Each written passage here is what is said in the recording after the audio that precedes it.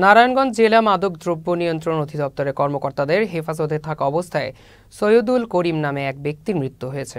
রোববার সকালে ঢাকা-চট্টগ্রাম মহাসড়কের সিদ্ধিরগঞ্জের শিমরাইল মোড়ে একটি ডাবল ডেকার যাত্রীবাহী বাস থেকে সৈয়দুল করিমকে আটক করা হয়। জেলা মাদক দ্রব্য নিয়ন্ত্রণ অধিদপ্তরের পরিদর্শক জয়নাল আবেদিন জানান, গোপন সংবাদের ভিত্তিতে তাকে আটক করা হয়।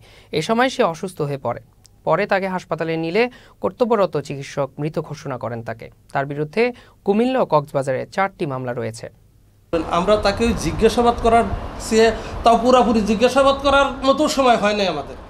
ও শুধু ওই কথা বলছে যে তারপরে আমরা চিন্তা করলাম যে মানুষের অসুবিধা হতেই পারে, যার কারণে আমরা গাড়িটা টান দিয়ে ওই হাসপাতালে আনছি।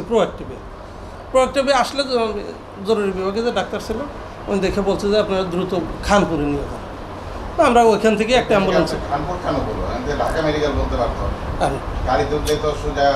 কথাটা বলছে কীভাবে বলছে বা কী কথা এটা তো আর আমরা বলতে পারি না। সরকারি আমি যেটা মনে করছি যে সরকারি একটা হাসপাতালের নাম হিসেবে বলছে, ওই এটাও বলে নাই।